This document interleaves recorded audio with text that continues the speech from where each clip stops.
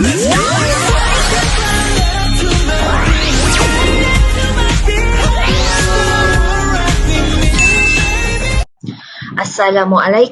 dan selamat sejahtera murid-murid. Apa khabar? Masih ingat lagi dengan cikgu?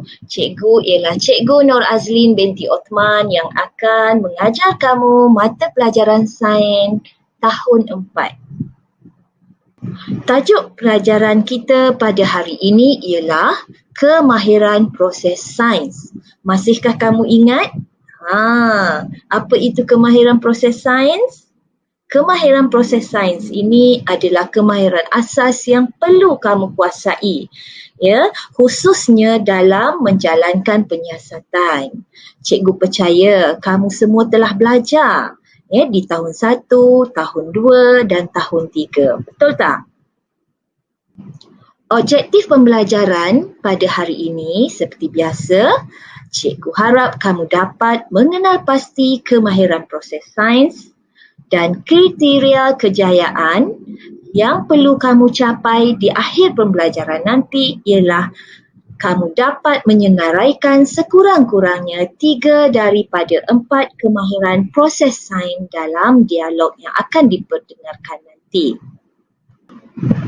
Di sini cikgu sediakan atau cikgu paparkan kemahiran proses sains, ya. Ada 12 kemahiran proses sains. Okey, yang pertama, yang paling asas sekali ialah memerhati, ya. Yang kedua, mengelas. Yang ketiga, membuat inference, meramal, mengukur dan menggunakan nombor, mendefinisi secara operasi, mengeksperimen, mengawal pemboleh ubah, membuat hipotesis, mentafsir data, menggunakan perhubungan ruang dan masa dan berkomunikasi. Okey, cikgu akan terangkan hanya beberapa sahaja. Yang selebihnya, cikgu nak kamu cari sendiri. Apa maksud-maksud kemahiran proses sains yang 12 ni? Ya? Cikgu akan terangkan yang asas dahulu, iaitu memerhati. Baiklah. Memerhati ni adalah paling asas, ya, untuk kita buat pemerhatian. Contohnya ialah pemerhatian ni, apa sahaja yang kamu dapat lihat, kamu boleh buat pemerhatian. Kamu boleh perhatikan. Pemerhatian ni, ya, atau memerhati ni, kita gunakan 5 deria yang kita ada. Ya, yang Allah beri pada kita. Iaitu kita memerhati dengan menggunakan mata, menggunakan telinga. Kita gunakan mata, iaitu deria penglihatan, menggunakan deria pendengaran, menggunakan deria sentuhan sewaktu kamu membuat pemerhatian. Ya, kamu juga boleh menggunakan deria bau untuk kamu membuat pemerhatian, ya, dan kamu boleh juga menggunakan deria rasa. Contoh rasa masin ke masam ke, kan? Itu adalah memerhati, ya. Okey. Yang kedua, mengelas. Mengelas ni digunakan untuk mengenal pasti perbezaan atau persamaan dalam uji kaji ataupun apa sahajalah, ya, yang kamu jalankan penyiasatan. Kamu dapat membezakan dan mencari persamaan ataupun boleh kenal pasti ciri umum, sekumpulan item, ataupun kita kata mengasingkan atau mengumpulkan sesuatu objek, itu juga dipanggil mengelas. Itu adalah kemahiran proses mengelas. Okey, kemahiran proses membuat inference. Selepas kita membuat pemerhatian, contohlah Cikgu Azlin memakai mikrofon, betul ke tidak? Kenapa agaknya cikgu gunakan mikrofon? Mungkin cikgu nak suara tu kelihatan suara tu lebih jelas. Contoh macam tu. Maknanya kamu membuat inference ni kamu bagi alasan. Kamu memberi alasan di atas pemerhatian yang kamu buat. Boleh faham? Okey. Yang keempat. Yang keempat, meramal. Macam mana agaknya itu? Kita meramal sesuatu peristiwa contoh kan, ataupun kita lihat hari ni cuaca mendung aja. Agak-agak kamu ramal pada hari petang karang apa akan berlaku. Mungkin petang ni mesti hujan ni. Itulah ramalannya. Boleh faham? Ya? Okey, ada banyak lagi dekat sini. Semuanya ada 12. So, cikgu nak kamu cuba cari. Cuba cari maksud dia. Dan catatkanlah satu-satu ni. Cuba kamu catatkan maksud satu-satu ni.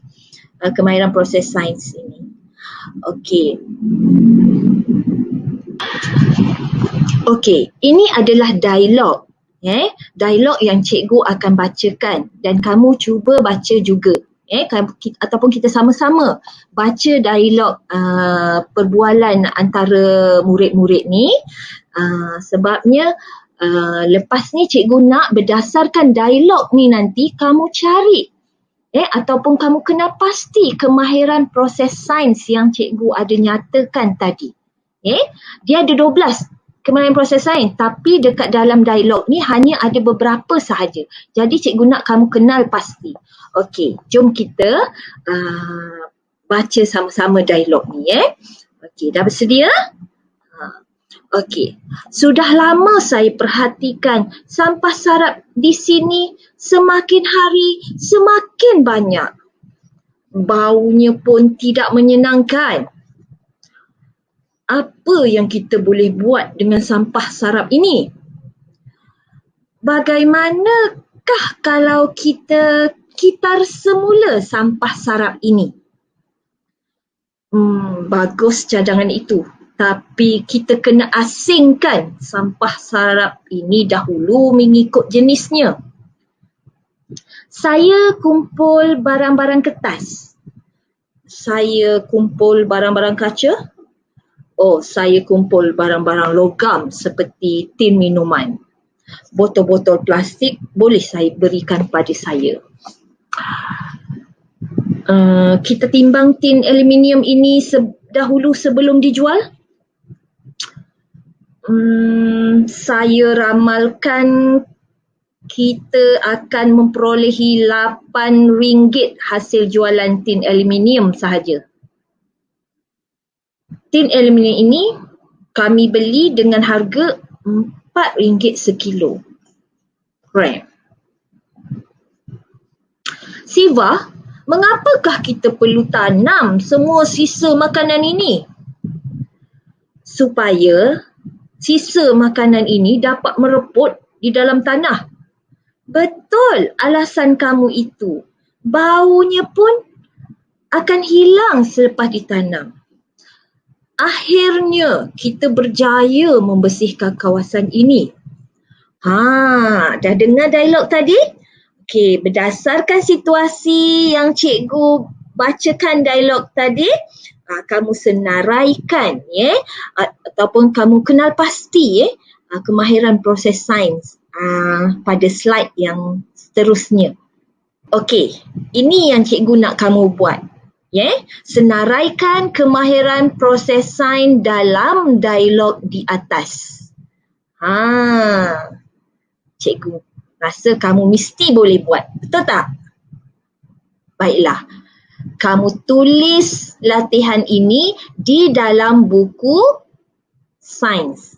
Siapa yang dah beli buku sains yang panjang tu, warna biru tak silap cikgu, yang panjang tu kamu tulis tarikh, tulis hari, tulis tajuk. Tajuk kita apa?